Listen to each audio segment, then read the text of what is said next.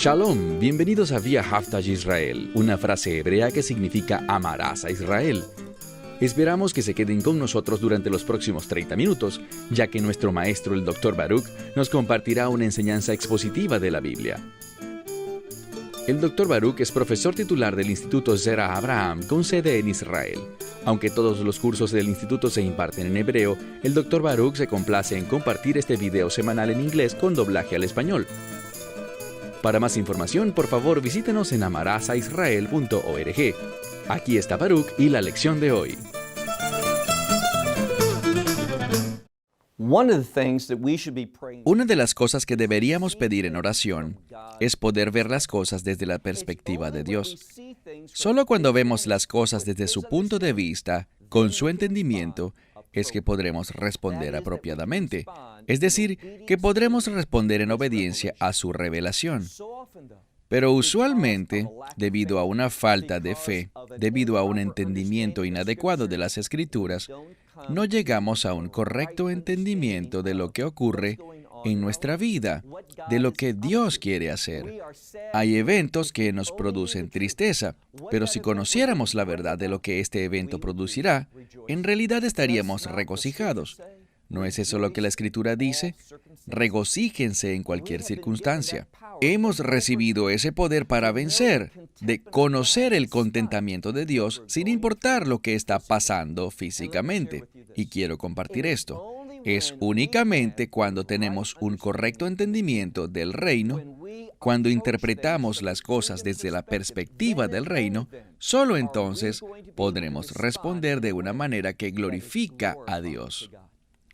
Bueno, tomemos la Biblia y vayamos juntos una vez más al Evangelio de Juan, capítulo 20. Vimos la semana pasada que María Magdalena llegó sola cuando todavía era oscuro. Vino ese primer día de la semana muy temprano a la tumba. También sabemos por otros evangelios que las mujeres, cuando vieron la forma en que Yeshua fue sepultado, porque Juan nos relata, así como el Evangelio de Lucas, que fueron 2 hombres los que sepultaron a Yeshua. Juan nos cuenta de uno, Nicodemo, que conocimos en el capítulo 3 de Juan. Pero también en el Evangelio de Lucas se nos cuenta de José de Arimatea. Y ellos tomaron el cuerpo de Yeshua de la cruz y tuvieron que sepultarlo rápidamente antes del sábado. Repito, este Shabbat no era el 7º día de la semana, sino que, de acuerdo a Juan, capítulo 19, verso 37, era un sábado solemne, un alto Shabbat, que es un coloquialismo para decir sábado de festividad. El Mesías fue sacrificado en esa cruz el día 14 de Nisán, ese es el día 14 del primer mes del año, y ese día 14 es la Pascua. El siguiente día, el día 15 de ese mes, es el primer día de los panes sin levadura, y se trata como un Shabbat sin importar qué día de la semana caiga. Y ya que las leyes del sábado estarían vigentes, ellos se apresuraron a ponerlo en la tumba, y las mujeres querían venir a la tumba y darle un entierro apropiado. Entonces, aquí en el Evangelio de Juan, María Magdalena, en acuerdo con las otras mujeres que se reunirían allí, y María Magdalena llegó primero antes que los demás. Ya hablamos de que ella vio la piedra movida, que ella inmediatamente regresó a la ciudad y le contó a Pedro y al otro discípulo. Los 2 corrieron hacia la tumba, eso lo hablamos la semana pasada. Y lo que aprenderemos en nuestro estudio hoy es que María Magdalena no se quedó en la ciudad, sino que regresó una vez más a la tumba para averiguar cuál era el significado de esa tumba vacía. Yo quiero hacerte una pregunta. ¿Entiendes el significado y la importancia de esa tumba vacía? ¿Entiendes que nos habla de la resurrección del Mesías y las implicaciones poderosas que tiene la resurrección? Bueno, vamos juntos al Evangelio de Juan capítulo 20 y ahora estamos listos para el verso 11. Y María estaba de pie ante la tumba, ¿y qué estaba haciendo? Estaba llorando. De hecho, sus lágrimas, su llanto, su lamento es resaltado en esta sección de la Escritura. Como recordarán, Yo comencé nuestro estudio comentando que necesitábamos tener la perspectiva correcta. Ella está llorando por tristeza, porque ella cree, y vemos la confirmación de esto, que el cuerpo del Mesías ha sido robado por alguien. Ella sabe que eso es algo irrespetuoso. Ella sabe que hacer eso es traer vergüenza a esa persona y por tanto está acongojada por eso. Ella no entiende lo que Jesús tantas veces repitió. Y es que al tercer día, Él se levantaría de la tumba para darnos esa esperanza de reino al hacer la obra que nos otorga la victoria sobre la muerte. Estaba bien que ella llorara, pero no deberían haber sido lágrimas de tristeza ni de un corazón roto. No debía enfocarse en alguien que estaba muerto. Al contrario, debía entender la victoria de la resurrección, esa esperanza de reino. Ella debía derramar lágrimas de alegría y de regocijo porque el Mesías había prometido que se levantaría y ahora se cumplía la promesa. Esa es otra implicación importante de la resurrección, que Dios cumple sus promesas. Y esta resurrección está íntimamente relacionada con algo. Está relacionada con el reino de Dios. Así que la resurrección es nuestra garantía. Es una promesa de Dios que Él va a cumplir todas las bendiciones, todos esos sueños que tenemos sobre el establecimiento del reino. ¿Y cuáles son esos sueños? No más enfermedad, no más dificultades que enfrentar, no más tristeza, no más muerte, sino vida, y vida en abundancia, con intimidad con Dios. Ella debería estar llorando de gozo, pero vemos aquí, si leemos una vez más en el verso 11, María se paró frente a la tumba, llorando afuera. Entonces, mientras lloraba, miró hacia adentro. Literalmente dice que se inclinó para echar un vistazo dentro de la tumba y vio 2 ángeles vestidos de blanco, sentados. Uno estaba a la cabeza y el otro estaba a los pies. ¿Qué sabemos acerca de esta tumba? Bueno, en esta tumba se ponía al difunto y había un lugar preparado para la cabeza y otro lugar preparado donde iban los pies. Ella miró hacia adentro y no vio a Yeshua, pero vio 2 ángeles. Hay un par de cosas que debemos resaltar de esto. Primero que todo, uno de los principales propósitos de los ángeles en la Escritura es la proclamación. Ellos vienen para anunciar algo, y el hecho de que sean 2, bueno, sabemos que por 2 o 3 testigos es confirmado un testimonio. Entonces, el número 2 con frecuencia es sinónimo de la verdad, cuando hay 2 testigos, pero el número 2 también nos puede hablar de 2 opiniones diferentes. Y eso es lo que veremos aquí. Veremos la opinión angelical de que Él ha resucitado y veremos la opinión del mundo de que Él está muerto y su cuerpo fue robado. Y nadie sabe quién lo hizo o dónde lo han puesto. Y eso es lo que María está representando aquí. Ella viene, como lo vimos la semana pasada, ella viene a la tumba en la oscuridad. Ella está confundida. Algo que está oculto y se trata de la realidad, de la identidad del Mesías. Es decir, que Él es nuestro Redentor, que Él conquistó la muerte. ¿Y cómo conquistó la muerte? Levantándose de entre los muertos. Veamos nuevamente. Ella miró dentro de la tumba y vio a 2 ángeles vestidos de blanco sentados uno a la cabeza y otro a los pies, donde había sido puesto el cuerpo de Yeshua. Verso 13. Y ellos, es decir, estos 2 ángeles, le hablaron a María diciendo, mujer. Y ese no es un término peyorativo. Simplemente significa señora. Es un término de respeto. Están diciendo, señora, ¿por qué está llorando? Porque la pregunta implica que lo que ella está haciendo no es apropiado para la realidad de la situación. ¿Por qué tenía ella una percepción equivocada de la realidad? ¿Por qué tenía una percepción incorrecta? Bueno, recuerden cómo fue la introducción de esta escritura. Vimos al final de nuestro estudio anterior que los discípulos, Pedro y aquel otro que era amado por Yeshua, ellos regresaron a sus casas y no entendieron la Escritura, que era necesario que Él resucitara de entre los muertos. Ellos no lo captaron, y tampoco María Magdalena. Y cuando no entendemos a Yeshua, su obra, su resurrección, que levantarse de los muertos fue lo más importante que hizo, nosotros experimentaremos desánimo, desilusión. Veremos la vida con lágrimas y sin darnos cuenta de que esta vida es temporal y que cuando termine no es el fin y que debemos tener una expectativa de reino. Entonces vemos en el verso 13,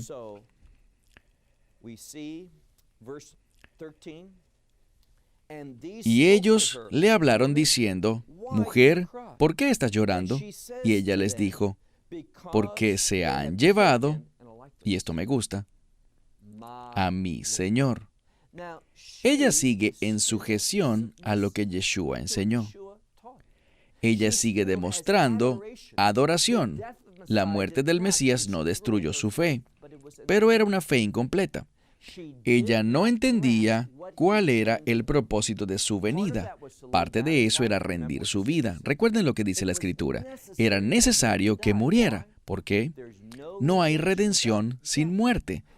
Uno debe derramar sangre para que pueda producirse redención. El reino es un resultado de la obra redentora de Dios.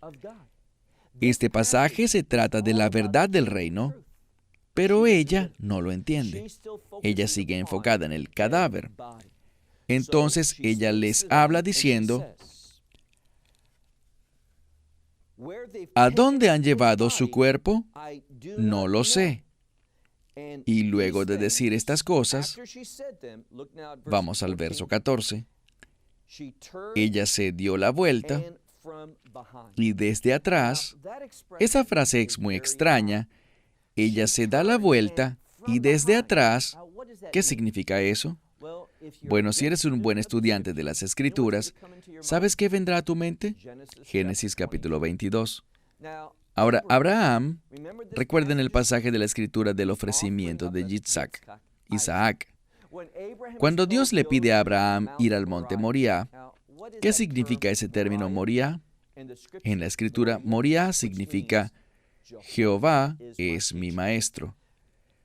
Este era un lugar de revelación para Abraham, porque él fue allí a sacrificar a su hijo. Pero, ¿qué es lo que pasó? El ángel le dice que no lo haga, está confundido, y entonces descubrimos algo. Él levanta los ojos, lo cual es una expresión coloquial para decir oración, y ve detrás de él la provisión de Dios. Esta frase debería captar nuestra atención para pensar en Génesis capítulo 22 y en la provisión de Dios. Esto es una pista en la Escritura para decirnos que el Mesías, la ejecución del Mesías, es la provisión de Dios para nosotros y debemos llegar a esa revelación. Entonces ella se da la vuelta en la mitad del versículo 14 y detrás de ella ve a Yeshua de pie, pero ella no sabe que es Yeshua. Ahora, aquí hay un juego de palabras muy importante en el texto griego. Recuerden que ella le dijo a los ángeles que no sé dónde lo han llevado. Esta frase yo no sé aparece en la construcción normal, pero cuando ve a Yeshua, y recuerden que ella ama a Yeshua, ella está comprometida radicalmente con él. De todas las personas que vinieron a la tumba, esa primera mañana de domingo, ese primer domingo de resurrección, el día de resurrección, vemos que María Magdalena fue la primera. Ella llegó allí porque lo amaba profundamente. Pero aquí está el problema. Ahora él está de pie delante de ella y ella no sabía, según nos dice la Biblia, ella no sabía que era Yeshua. Y esa palabra para no está en pluscuamperfecto. ¿Qué aprendimos acerca de eso la semana pasada? Que nos muestra algo que se encuentra muy lejos. Ella estaba muy lejos de entender al Yeshua resucitado. ¿Y qué nos dice eso? Que ella no entendía su posición de rey. No entendía la naturaleza de ese reino, que es un reino de redención. Y cuando hablamos de redención, ¿en qué debemos pensar? Una victoria sobre la muerte, vencer la muerte. Y la muerte es sinónimo de pecado. Él debía obtener la victoria sobre el pecado y ella no lo veía de esa manera. Y este es el problema. Actualmente muchos creyentes luchamos con esto de vez en cuando. Muchos creyentes no conocen la victoria del Mesías. Ellos no entienden el significado e importancia de la resurrección. ¿Y cuál es? Que Él vino a darnos victoria sobre el pecado. Y es esa victoria sobre el pecado la que actúa como catalizador, es la fuente del gozo verdadero. Y cuando experimentamos victoria sobre el pecado, cuando no sucumbimos ante la tentación, cuando no tomamos el camino equivocado, sino por el camino de Dios, déjeme decirlo de otra manera, cuando no vamos por nuestro camino, sino por el camino del Mesías, entonces seremos receptores de esa gran revelación. Cada vez que le decimos no al pecado y sí a Dios, nosotros ascendemos espiritualmente, y este ascenso nos dará una perspectiva distinta. ¿De qué estamos hablando? Bueno, aquí se menciona que cuando María Magdalena llegó a la tumba, ella no tenía una perspectiva de reino. Ella no podía discernir a un Mesías resucitado. Y ese es el problema con el judaísmo hoy. Porque el judaísmo creen en un Mesías, pero no creen que el Mesías muere. De hecho, Rambam es uno de los rabinos más influyentes en el judaísmo. Él vivió aproximadamente hace 1000 años. Me refiero al rabino Moshe Maimonides, conocido como Rambam. Y gran parte del judaísmo está basado en sus enseñanzas. Y lo que él dice en su obra llamada Mishneh Torah, él escribe que si alguien viene y hace todas estas cosas que nos lleven a creer que es un candidato al Mesías, pero muere, sabemos que no es el Mesías, porque el judaísmo no puede aceptar a un Mesías que muere. Bueno, él no está muerto, él murió, pero se levantó de entre los muertos. Y María Magdalena no puede asimilar esto en su mente, y tampoco la mayoría de las personas. La muerte es vista como una derrota, pero a veces la muerte es simplemente el medio para la victoria. Así que ella no sabe que es Yeshua quien está parado allí. Veamos ahora el versículo 15. Y Yeshua le dice a ella, mujer, ¿por qué lloras? Esta es la segunda vez. El ángel ya se lo dijo y ahora Yeshua le dice lo mismo. ¿Por qué lloras? ¿A quién buscas? ¿Por qué has venido aquí? Y la respuesta es obvia. Ella estaba buscando a Yeshua, pero aquí está el problema. Ella estaba buscando un Mesías muerto, no uno vivo. Y cuando pensamos que Yeshua está muerto y que solo fue un gran maestro, tal vez sí hizo milagros, tal vez sus enseñanzas han cambiado al mundo, tal vez sus enseñanzas en moralidad y ética son asombrosas y deberíamos adoptarlas. Pero si no creemos que se ha levantado de entre los muertos, el apóstol Pablo dice que toda nuestra fe es en vano. Debemos creer en un Mesías resucitado. Entonces dice, ¿por qué estás llorando? Y la respuesta es esta, ella está buscando algo incorrecto. Ella está buscando a un Yeshua muerto en vez de uno que ha conquistado la muerte. Ahora, ella habló, y si miramos la mitad del verso 15, ella supuso que ese hombre era el jardinero. Ella le dice, Señor, si usted se lo ha llevado, es decir, llevado lejos, sacándolo de aquí, dígame dónde lo ha puesto para que yo pueda ir y lo recupere. Ella sigue enfocada en el Mesías muerto en vez de en uno vivo. Este es el tercer día, y el tercer día tiene dos significados según la numerología hebrea. ¿Cuáles son? Bueno, el primero es que el 3 tiene que ver con revelar algo. Veremos eso claramente cuando lleguemos al capítulo siguiente, el capítulo 21. Así que el número 3 tiene que ver con revelación, pero también el número 3 tiene que ver con victoria. Las cosas buenas pasan en el tercer día. Vemos en la Escritura que el 3 con frecuencia está relacionado con liberación, con una victoria o con salvación. Leemos en este pasaje de la Escritura, ella dice, si te lo llevaste a alguna parte, dime para ir y recuperarlo. Verso 16. Yeshua le dice a ella, María, y ella voltea y le dice, Raboní. Ahora, eso es arameo y significa, como más adelante lo dice la Escritura, maestro. Ahora, ¿por qué esto está siendo enfatizado? Porque Yeshua está enseñando aquí. Él está enseñándole sobre resurrección. Está enseñándole que Él es realmente aquel que trae victoria a nuestras vidas, el que produce la transformación para que no tengamos que vivir bajo las consecuencias del pecado, sino que podemos experimentar las bendiciones del reino en este tiempo que nos preparan y cambian para poder ser un vaso de poder para el Dios viviente. Entonces ella le dice, Raboní, que significa maestro, y Yeshua le dice, no me toques. Y este es un punto teológico muy importante. Yeshua le va a decir, no me toques porque voy a ascender. Aún no lo he hecho. ¿A quién? A mi Padre. Ahora, ¿qué va a hacer Él?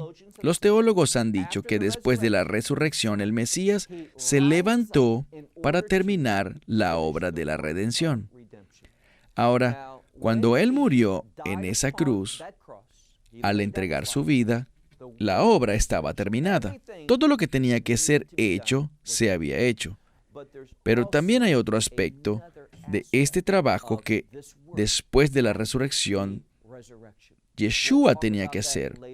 Hablaremos de esto después, pero Yeshua tenía una cosa más que hacer. Quiero hablar brevemente sobre algo, y es que existe una falsa teología circulando que dice algo sobre el Mesías. ¿Qué está haciendo el Mesías en este momento? Él está a la mano derecha de Dios el Padre. ¿Qué está haciendo allí? La Escritura dice que está intercediendo. ¿Cuáles son las implicaciones de esto? Bueno, Él toma nuestras oraciones y desde ese lugar que es la mano derecha de Dios, un lugar de preferencia, Él presenta nuestras oraciones ante su Padre Celestial. Él hace intercesión. Pero aquí está el problema. Existen algunos que enseñan que tenemos la seguridad de nuestra salvación porque Él hace intercesión constante por nosotros. Y eso es una falsa teología y falla en entender la suficiencia de la cruz. Cuando el Mesías murió en esa cruz, Él dijo, consumado es. Significa que el precio ha sido pagado en su totalidad. Todo lo que se necesitaba hacer para que pudiéramos tener el perdón de nuestros pecados, para que pudiésemos ser transformados en hijos de Dios, fue completado en la cruz. Cuando el Mesías se levantó de entre los muertos, eso fue simplemente la confirmación de Dios de esa obra, de que fue plena y suficiente, que fue recibida por el Padre. Así que no estamos hablando de alguna cosa adicional relacionada con nuestra salvación. Sin embargo, veamos lo que dice. Yeshua habla con ella en el verso 17, dice, no me toques, porque aún no he ascendido a mi Padre. Pero dice, ve con mis hermanos. Esto es importante porque hay un cambio. No dice los discípulos o los apóstoles, dice, ve con mis hermanos. ¿Qué está diciendo? Debido a la redención, ya que la redención es transformación y la transformación consiste en pasar de ser propiedad de una persona a otra, pertenecer a alguien y ahora pertenecerle a una persona diferente. Gracias a la redención, ya no le pertenecemos al poder del pecado. Ya no estamos bajo la autoridad de Satanás, sino que por los medios de la redención nos convertimos en parte de la familia de Dios. Entonces dice aquí, ve con mis hermanos y diles que he ascendido a mi Padre, y me gusta esto, y a vuestro Padre. Nos dice que somos uno con Yeshua, que tenemos esa misma relación con Dios. Ahora, nosotros no somos el Hijo unigénito de Dios, no somos divinos, pero Dios nos ve ahora como sus hijos. Y la frase, mi Padre y vuestro Padre, demuestra que tenemos una herencia. Y ese es el mensaje. Y dice, mi Padre y vuestro Padre, mi Dios y vuestro Dios. Debemos entender algo. Hay gran importancia en que diga Padre y Dios. Hasta que no entendamos esto y tengamos una relación con Dios como Padre, Él no será Dios, es decir, esa influencia soberana en nuestra vida. Necesitamos tener una relación primero para luego experimentar su gobierno, su divinidad en nuestra vida. En otras palabras, su presencia y poder. Verso 18. Y María Magdalena fue y le proclamó a los discípulos que ella había visto al Señor y que Él había dicho estas cosas a ella. Entonces, ¿qué encontramos aquí? Encontramos que María Magdalena se convirtió en la primera en proclamar la resurrección. ¿Por qué fue así? Bueno, esta es la razón. Recuerden la importancia de cuando una mujer tiene la preferencia en un pasaje.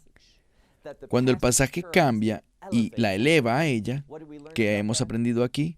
Hemos aprendido que tiene que ver con la redención. Y ahora vemos que la resurrección, ese mensaje que Yeshua quiere que entendamos, tiene implicaciones redentivas. ¿Qué significa eso? Bueno, existe una estrecha relación entre la redención y el establecimiento del reino de Dios.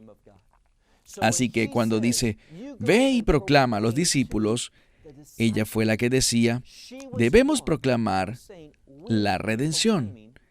Y hay dos aspectos de la redención. Uno que ya hemos visto, y ese es el pago. La redención es un término de contabilidad. Implica un pago que produce transformación. La muerte de Yeshua fue ese pago. ¿Y cuál es la transición? Bueno, la transición es el reino de Dios. Y viene en dos etapas. La primera viene en Beofen Neimi, que significa una manera interna. Viene y revoluciona nuestra vida. Nos convertimos en instrumentos del reino.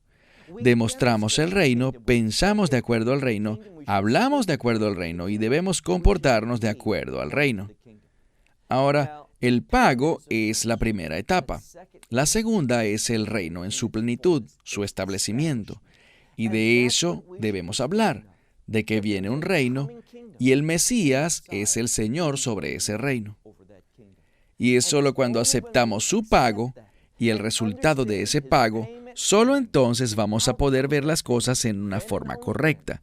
Solo seremos así empoderados con ese poder del reino para poder hablar esa verdad en una forma ungida. Bueno, una vez más mi tiempo se ha terminado. Hasta la próxima semana, cuando continuaremos con Juan capítulo 20.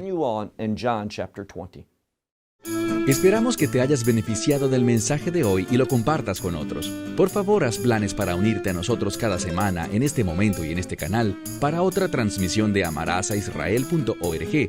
Nuevamente, para obtener más información sobre nosotros, visita nuestra web amarasaisrael.org, donde encontrarás muchas otras conferencias de Baruch en formato de video. Hasta la próxima semana. Que el Señor te bendiga en Yeshua HaMashiach, Jesús el Mesías, mientras caminas con Él. Shalom desde Israel.